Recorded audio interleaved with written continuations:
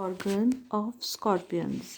Scorpions के अंदर जो संवेदी अंग होते हैं उनके बारे में हम पहले पढ़ चुके हैं। मैं आपको बता चुकी हूँ कि इनमें मीडियन आइज़, लेटरल आइज़ और पेक्टिन उपस्थित होते हैं। इसके अलावा उनमें कुछ सेंसरी स्ट्रक्चर जिन्हें हम सेंसिले कहते हैं, ये हेयर लाइक स्ट्रक्चर होते हैं, रोम के समान संरचनाएं होती हैं जो एनिमल्स के शरीर में उपस्थित होती है।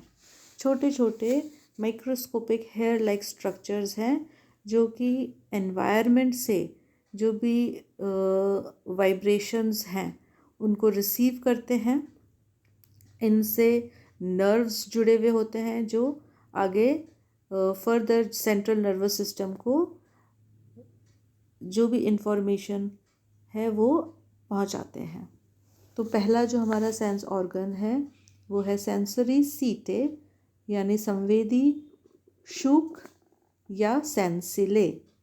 The whole body of scorpion is covered with sensory setae and hair यानी कि रोम which are generally much longer on the legs and tail. संपूर्ण शरीर ही ये संवेदी शूक और रोम द्वारा कवर्ड होता है। ये जो हेयर लाइक स्ट्रक्चर हैं या सेंसिले हैं, ये इनकी जो लंबाई है वो लंबी होती है लेग्स यानी टांगों में और टेल यानी कि पुच्छ में, जो उनका पूंछ होती है, पुच्छ रीजन जो है, पुच्छीय भाग जो है वहाँ पर। Sensory setae are tactile organ of the scorpion. जैसे मैंने आपको बताया कि ये स्पर्श संवेदी होते हैं। जिस भी किसी ऑब्जेक्ट को छूते हैं तो जो संवेद है, जो इम्पल्स है, वो इनके ब्रेन तक जाता है। ना केवल किसी चीज़ को छूकर ये अपने आवेगों को, अपने इम्पल्स को ब्रेन तक पहुंचाते हैं, बल्कि पर्यावरण एनवायरनमेंट में होने वाले जो चेंजेस हैं वो भी वाइब्रेशन के रूप में इन हेयर के द्वारा, इन रोम के द्वारा ब्रेन तक पहुंचाए जाते हैं। Each of the sensory setae is connected to a sensory cell located at the base, which in turn is connected to a nerve fiber.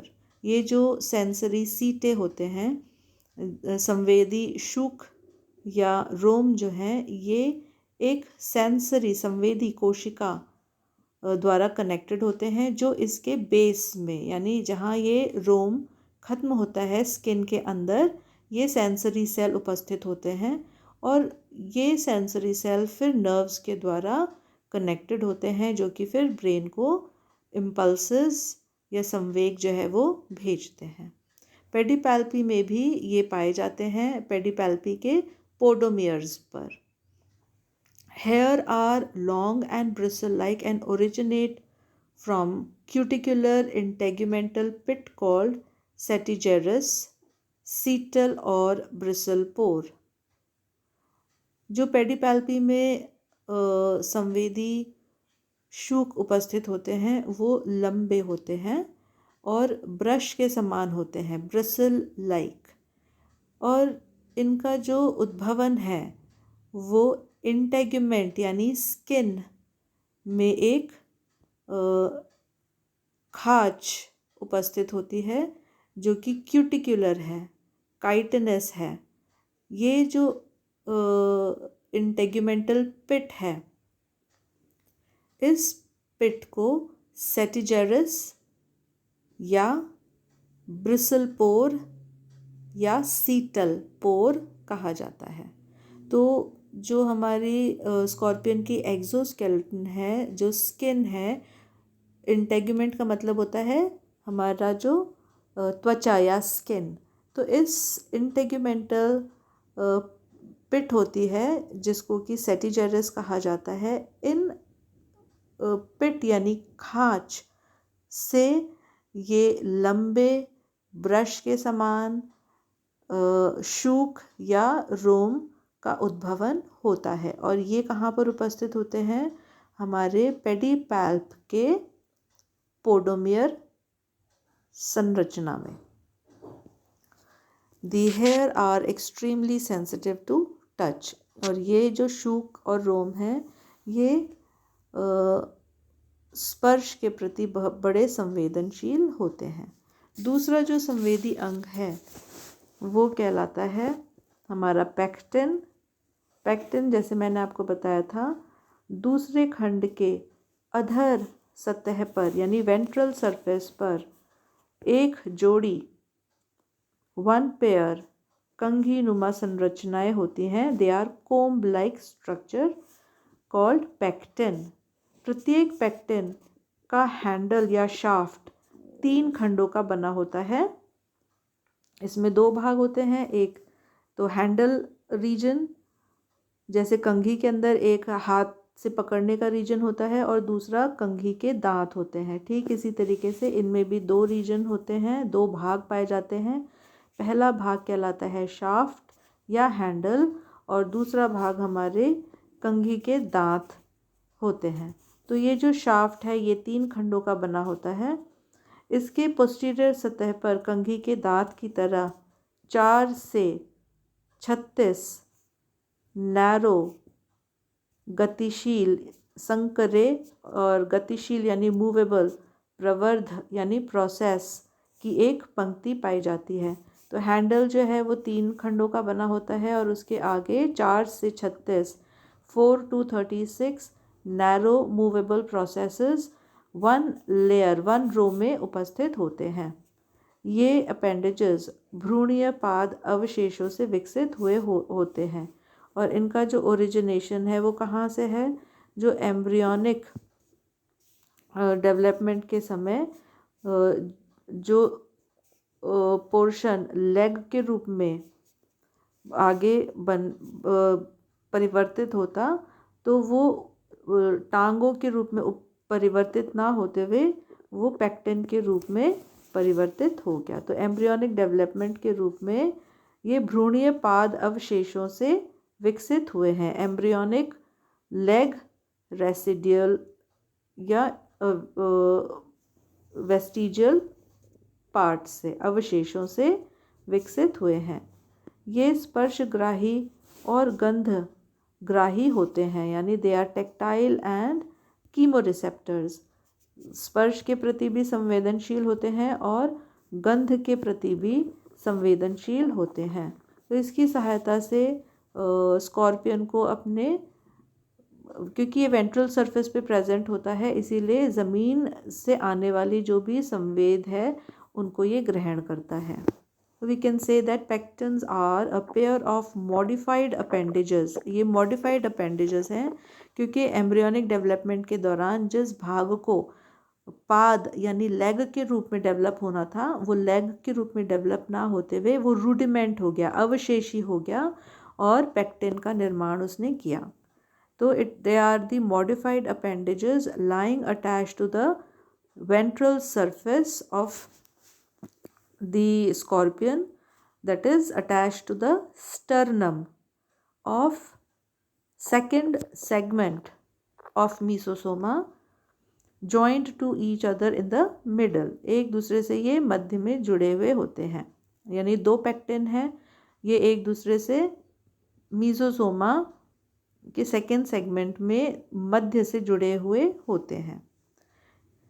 Each pectin consists of a shaft or handle made up of 3 pieces. They also bear a series of movable lamellae or teeth arranged like teeth in a comb on the posterior margin of the shaft in outer half.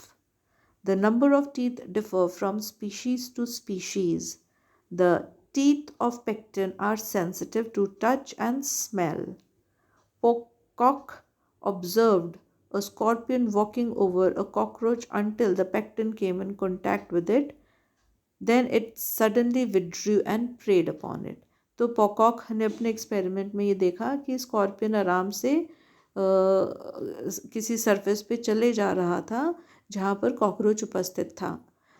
जब pectin cockroach के संपर्क में आए तब scorpion तुरंत पीछे हुआ और उसको आभास हुआ कि उसका शिकार मौजूद है और फिर उसने उसका भक्षण किया। आइज यानी नेत्र। There are 4 pair of eyes in scorpion, a pair of median eye and 3 pair of lateral आई।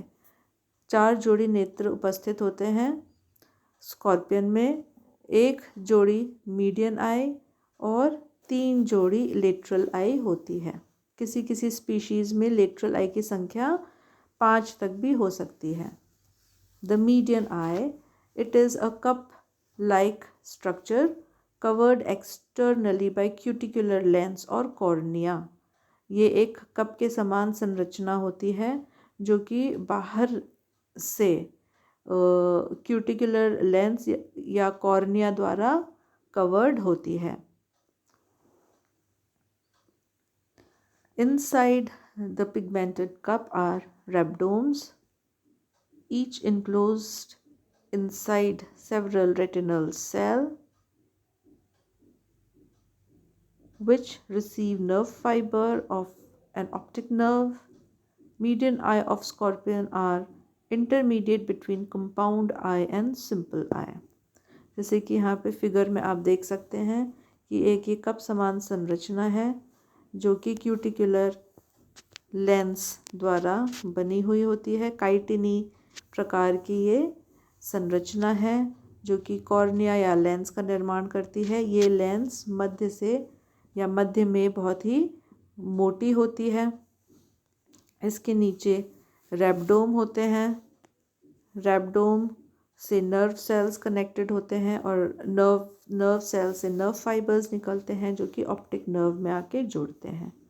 इनकी जो संरचना है वो कंपाउंड आई और सिंपल आई के बीच की होती है।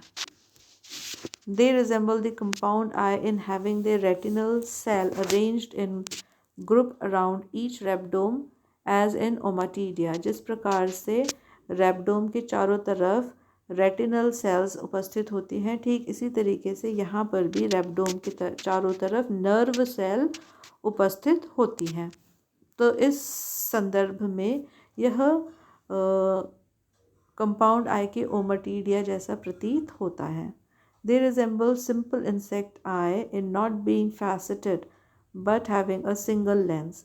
और ये सरल नेत्र इसीलिए है क्योंकि यहाँ पर कई सारे ओमटीडिया उपस्थित नहीं है। कई सारे कॉर्निया जो कि फैसेट का निर्माण करते हैं वो नहीं है। केवल एक कॉर्निया उपस्थित होती है या एक फैसेट उपस्थित होता है। षटकोणीय जो कोष्ठक है जो कि फैसेट हम जिसको कहते हैं, ये केवल एक ही होता है। और कंपाउंड आईज के अंदर हम जानते हैं कि बहुत सारे facet, there are number of facet constituting the eye. और हर एक फैसेट के अंदर एक ओमाटीडिया होता है जो एक इंडिपेंडेंट आई के जैसे काम करता है। Both lateral and median eyes are sensitive to light changes but are incapable of forming images. ये क्योंकि सरल प्रकार के नेत्र होते हैं इसीलिए प्रकाश को तो ये महसूस कर पाते हैं लेकिन इमेज का फॉर्मेशन ये नहीं कर पाते। लेटरल आई यानी पार्श्व नेत्र। Lateral eyes are like simple eyes of insect.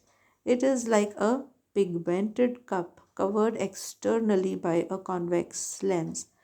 Lateral eye भी सरल नेत्र होते हैं। इसमें भी एक कप नुमा संरचना होती है जो जिसमें पिगमेंट सेल उपस्थित होते हैं और बाह्य रूप से एक्सटर्नली ये एक आवरण क्यूटिकुलर आवरण द्वारा ढके हुए होते हैं जो कि बायकॉन्वेक्स लेंस के समान होती है। ये ट्रांसपेरेंट होती है यानी पारदर्शी होती है लेंस। कप के अंदर लॉन्गिट्यूडनल ऑप्टिक रॉड प्रेजेंट होते हैं। लंबवत रैब्डोम उपस्थित होते हैं जो कि रेटिनल सेल्स के द्वारा या नर्व सेल्स के द्वारा संबंधित होते हैं। यानी जिस प्रकार से कंपाउंड आई में रैब्डोम के चारों तरफ 7 रेटिनल सेल्स थे, ठीक इसी तरीके से स्कॉर्पियन में मौजूद रैब्डोम जो है वो भी रेटिनल सेल्स या नर्व सेल्स के द्वारा घिरा हुआ होता है। Retinal cells receive the nerve fibres, और इन रेटिनल सेल्स से नर्व फाइबर निकलती है जो आगे जाके हमारे ऑप्टिक नर्व से जुड़ती है।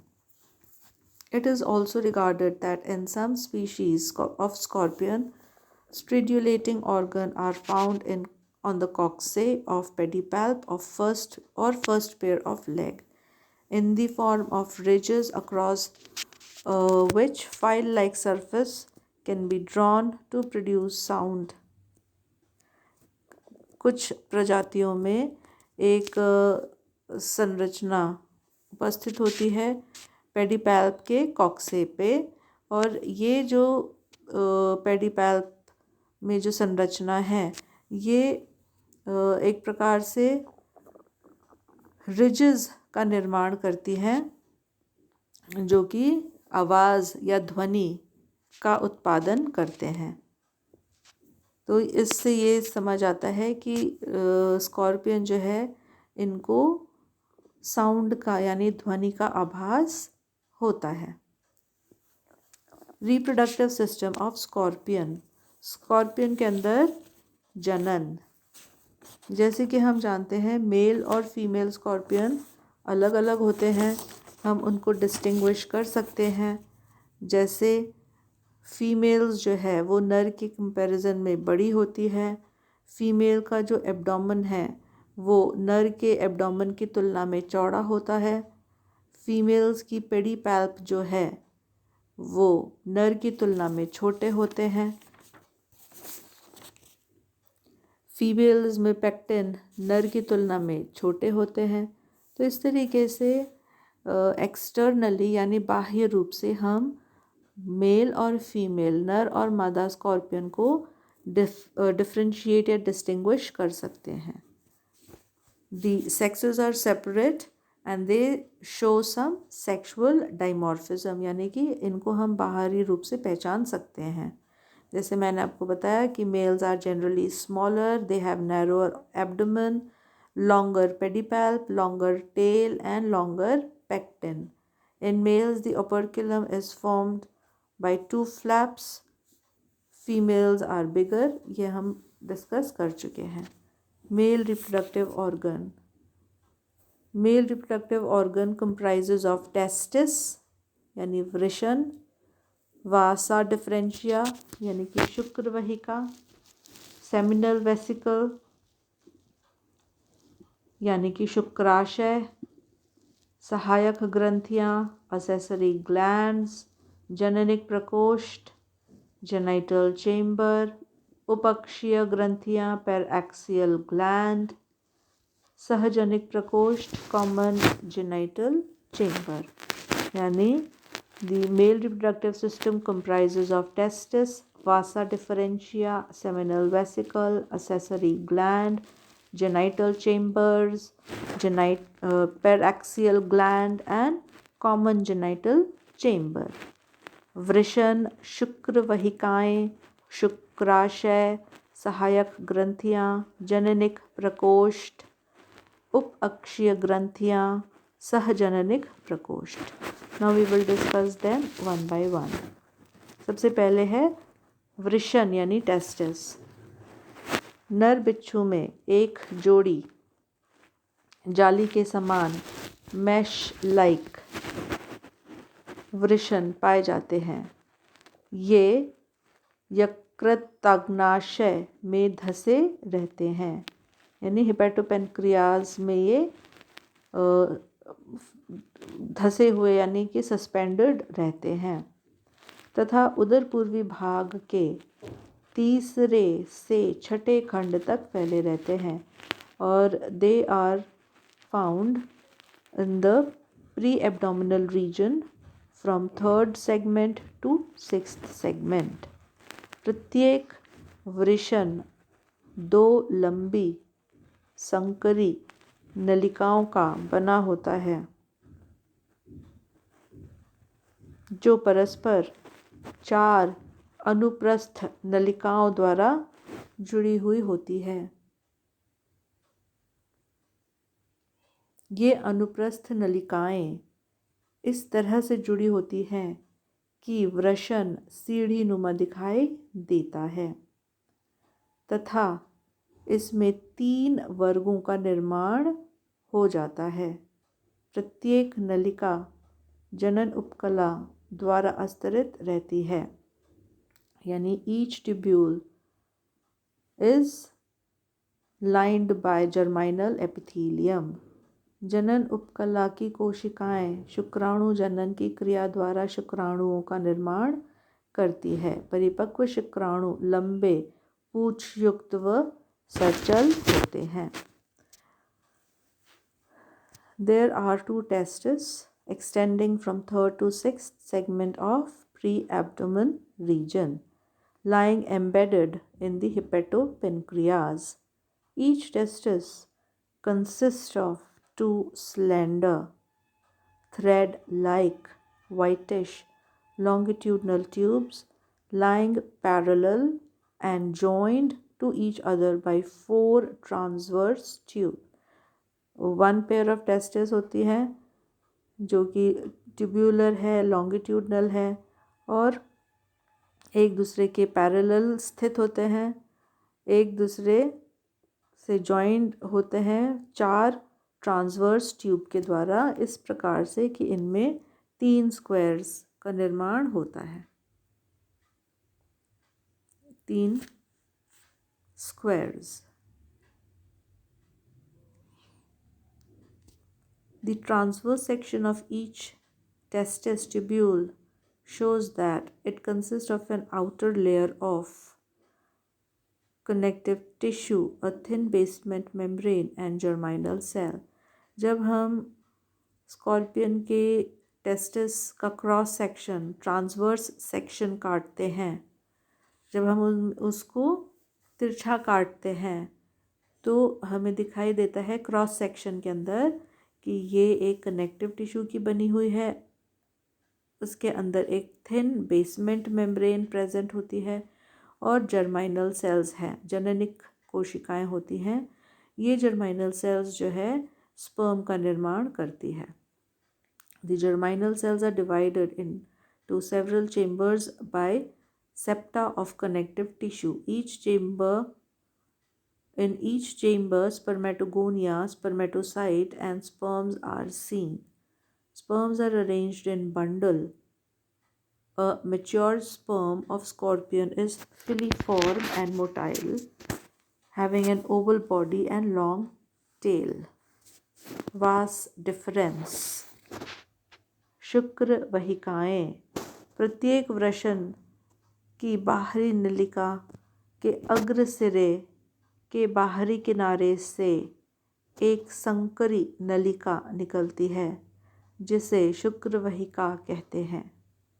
ये वहिकाएं आगे चलकर जननिक प्रकोष्ठ में खुलती है। जननिक प्रकोष्ठ में खुलने से पूर्व प्रत्येक शुक्र वहिका फूलकर अंतस्थ तुम्बिका का निर्माण करती है। वास डिफरेंस टेस्टिस से बाहर की तरफ निकलती है और ये आगे जाकर हमारे जेनाइटल चेम्बर में खुलती है। खुलने से पहले ये जो शुक्र वहिकाएं हैं ये फूलकर एक एम्प्यूला का निर्माण करते हैं जिसको टर्मिनल एम्प्यूला कहते हैं। From the outer angle of each testis arises a narrow duct. This duct is called the vas deferens, which runs forward and opens into the genital chamber of its side. The distal portion of vas deferens is swollen or dilated to form a terminal ampulla before entering the genital chamber. Accessory glands. सहायक ग्रंथियाँ.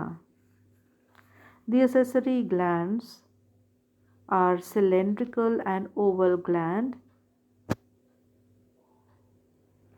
The vesicula seminalis opens into the anterior terminal of Vast difference. The vesicula seminalis is a club-shaped organ of yellow color. The accessory gland secretes a fluid which helps in reproduction, while the vesicula seminalis serves to store the mature spermatozoa. नर जनन अंगों से 4 जोड़ी सहायक ग्रंथियां यानी accessory glands संबंधित होती हैं। पहली ग्लैंड कहलाती है डॉर्सल अनेक्स ग्लैंड यानी पृष्ठ संयुक्त ग्रंथियां।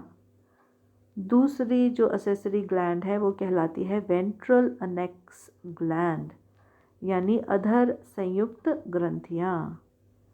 तीसरी जो असेसरी ग्लैंड है वो कहलाती है ओवल ग्लैंड यानी अंडाकार ग्रंथियां। और last accessory gland cylindrical gland कहलाती है या बेलनाकार ग्रंथियां। इन असेसरी ग्लैंड्स यानी सहायक ग्रंथियों द्वारा एक तरल पदार्थ का सेक्रीशन यानी श्रवण होता है जो कि जनन में सहायक होते हैं। शुक्राशय सेमाइनल वेसिकल, ये एक जोड़ी छोटी मुंदाकार संरचनाएं होती हैं। प्रत्येक शुक्राशय अपनी तरफ की टर्मिनल एम्प्यूला में खुलता है। Seminal vesicles they are one pair. Each seminal vesicle opens at its side to the terminal ampulla. Seminal vesicles store sperms.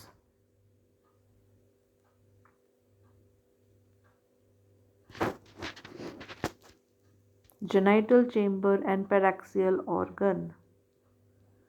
Genital chambers यानी जननिक प्रकोष्ठ मध्यकाय दैट इज मीसोसोम के प्रथम व द्वितीय खंड में एक जोड़ी जननिक प्रकोष्ठ पाए जाते हैं। One pair of genital chambers present in first and second segment of mesosome. ये आगे की तरफ बढ़कर कॉमन जेनाइटल चेंबर में खुलते हैं and these open into genital common genital chamber. Paraxial organ, प्रत्येक जननिक प्रकोष्ठ पीछे की तरफ एक पैराक्सियल ऑर्गन में वृद्धि कर जाता है।